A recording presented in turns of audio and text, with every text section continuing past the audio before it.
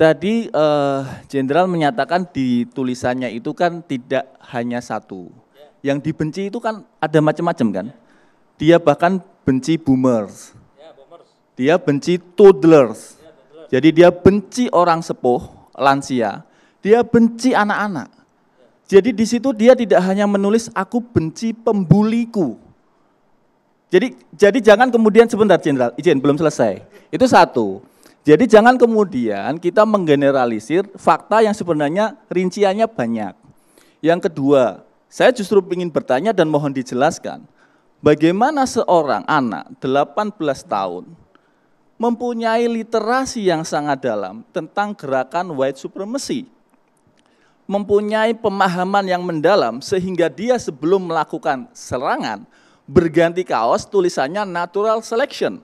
Yang itu adalah satu slogan kelompok Groyper di Amerika Serikat yang ingin menimbulkan situasi revolusi sosial baru, Darwinisme baru. Nah, lalu pertanyaan berikutnya adalah, ketika seorang ini ternyata hanyalah, mohon maaf, digeneralisir, sekedar korban bully, di Indonesia ratusan kasus bully, Mas Andrew.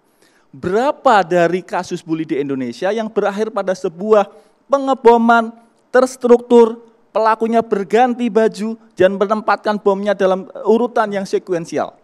Jadi ini kita pakai logika orang awam saja deh. Logika orang awam saja deh, nggak usah pakai expert bom. Belum saya bertanya soal bom signature, nanti Bang Martinus pasti bisa menjelaskan.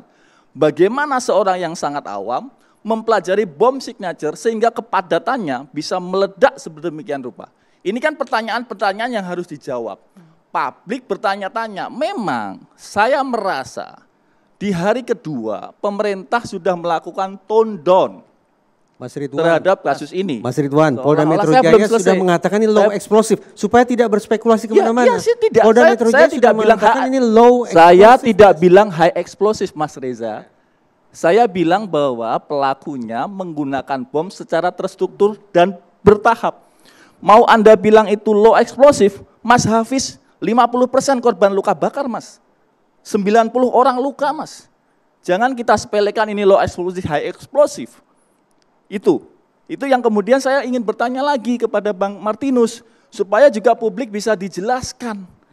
Out of nowhere, dari ratusan kasus bully, baru kali ini Bang, ada anak ABH yang membuat bom dan melakukan serangan berganti baju dengan slogan-slogan dan simbol Groyperisme. Di Indonesia. Kalau Abang tadi bilang, lah dia kan orang Indonesia, pelaku penembakan di Amerika Serikat ada yang dia berkulit hitam, tapi mengikuti paham white supremacy.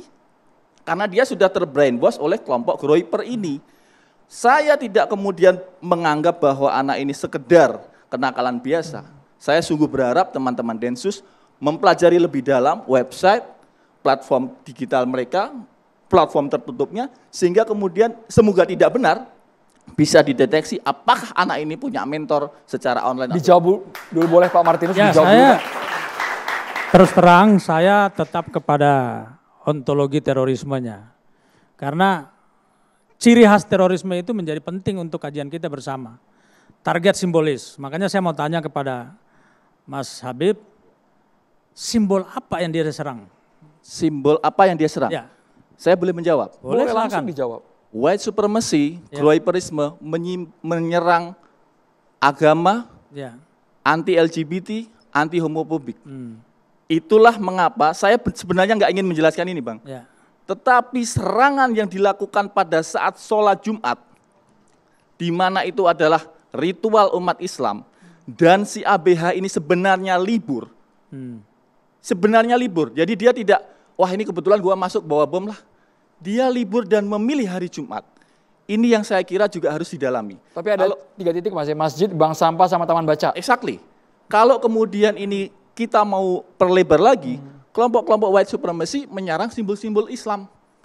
Berentontaran. Itu setuju, tapi salah satu, ini menjadi anomali buat saya kalau Mas Habib katakan gitu, ada orang kulit berwarna mengikuti white supremacy, lalu kemudian menyerang simbol yang beroposisi dengan ideologinya dia.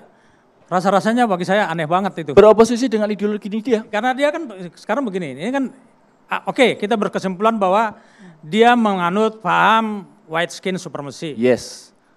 Jadi dia mempercayai Bang, kalau pengikut white skin supremacy itu, dia mempercayai bahwa kelompok ras kulit putihlah yang akan menyelamatkan dunia ini. Terlepas bahwa dia adalah kulit hitam, kulit Melayu, tapi dia mempercayai itu. Dan musuhnya, mohon maaf, agama Bang.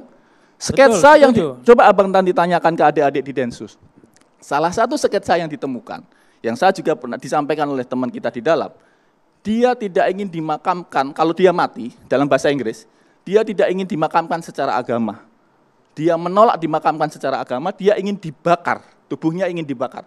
Itu ada tulisan yang dia tulis sendiri. Betul, saya dapat catatan itu. Exactly. Ya. Jadi maksud saya tidak ingin memperdalam ini dalam teori konspirasi. Kita hormati Pak Kapolri, kita hormati Pak Kapolda Metro Jaya menyatakan ini tidak ada jejaring terorisme. Oke, itu versi resmi pemerintah.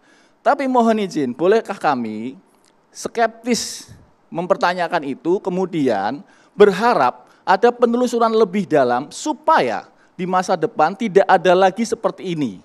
Kita khawatir kalau kemudian kita lengah, ternyata jejaring-jejaring begini beneran ada.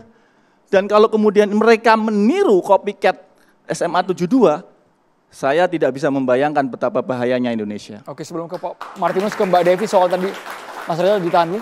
Ya Mas, kalau boleh, dari catatan Mas, ada nggak bocoran?